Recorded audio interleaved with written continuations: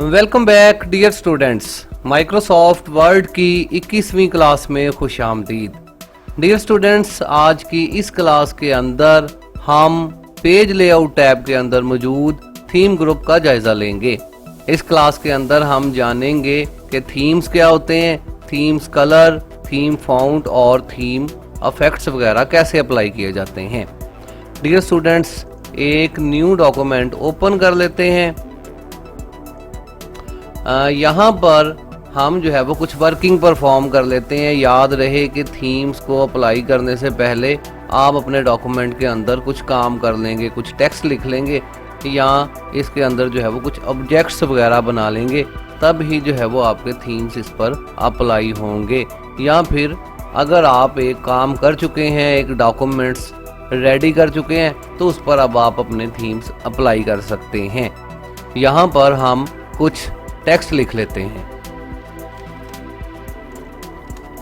Sorry, मेरे पास उर्दू लिखी जा रही है, इसको मैं इंग्लिश कर देता हूँ और यहाँ पर हम कुछ पैराग्राफ टाइप कर लेते हैं कुछ इस तरह से। यहाँ पर डियर स्टूडेंट्स, आपने फर्ज करें अपने डॉक्यूमेंट के अंदर कुछ तहरीर जो है वो टाइप की है। इसके बाद आपने अपने डॉक्यूमेंट में तहरीर के साथ साथ कोई ऑब्जेक्ट बना लिए हैं, कोई शेप इसमें बना लेते हैं, या फिर चलें क्लिप स्मार्ट आर्ट इसके अंदर कोई एंटर कर लेते हैं। फ़र्ज़ करें कि यहाँ से हमने एक स्मार्ट आर्ट भी इसके अंदर जो है वो एंटर कर लिया है कुछ इस तरह से।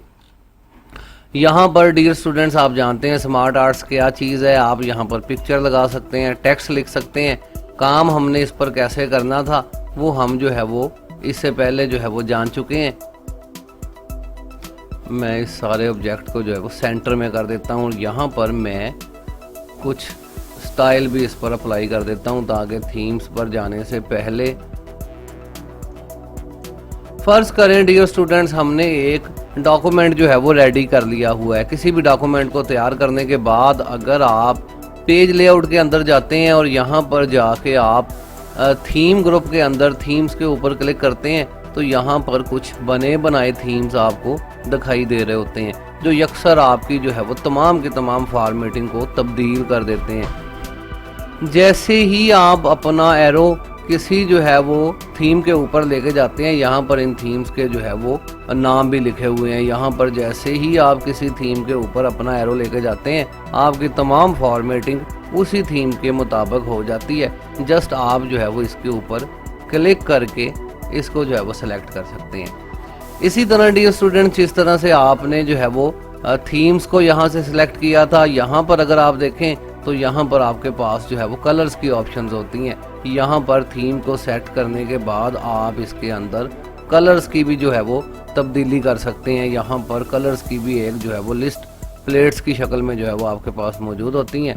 जस्ट किसी के ऊपर भी आप क्लिक करके उसी जो है वो थीम को जो है वो अप्लाई कर सकते हैं, उसी कलर को अप्लाई कर सकते हैं। फिर इसके नीचे आपके पास फॉन्ट्स की ऑप्शंस होती हैं। ये जो लिखाई आपको लिखी हुई नज़र आ रही है, वहाँ वो जो है वो आपके ऑब्जेक्ट्स के अंदर हो, डब्बों के अंदर लिखी हो या डॉक्यूमेंट के अंदर नॉर्मल तरीके से लिखी हो, दोनों तरह की लिखाई आपको यहाँ पर तहरीर में फ़र्क आता हुआ जो है वो नज़र आ रहा है। जो आपको बेहतर लगे आप जस्ट उसके ऊपर क्लिक करके इसे अप्लाई कर सकते हैं।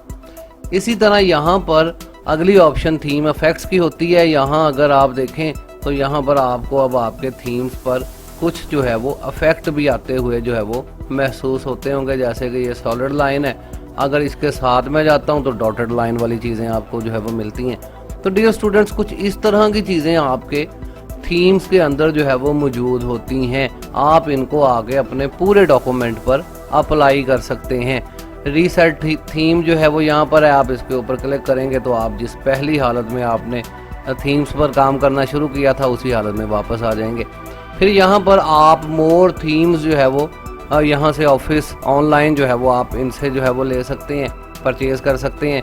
ब्राउज़ थीम जो है वो अगर आपने कोई पहले से थीम यहाँ पे रखा हुआ है उसको आप ब्राउज़ करके इसमें एडिट कर सकते हैं, या फिर आप अपने थीम को जो है वो सेव भी कर सकते हैं। फिर भी डियर स्टूडेंट्स को इतनी जो है वो अहम ऑप्शन नहीं है कि इसके ऊपर जो है वो मज़ीद जो है वो यहाँ इस पर बड़ा जो है वो जोर दिया जाए। जस्ट जो है वो देखने वाली चीज़ें हैं कि अगर आपको कभी इस तरह की ज़रूरत पेश आए तो यहाँ थीम से आके आप अपने पूरे के पूरे डॉक्यूमेंट को मॉडिफाई कर सकते हैं।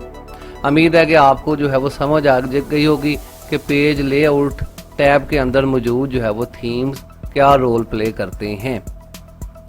फ़िलहाल के लिए जो है वो हमारी ये क्लास कंप्लीट हो चुकी है। अगली क्लास के अंदर हम पेज सेटअप बॉक्स का जायज़ा लेंगे और इसके अंदर मौजूद ऑप्शंस को चेक करेंगे।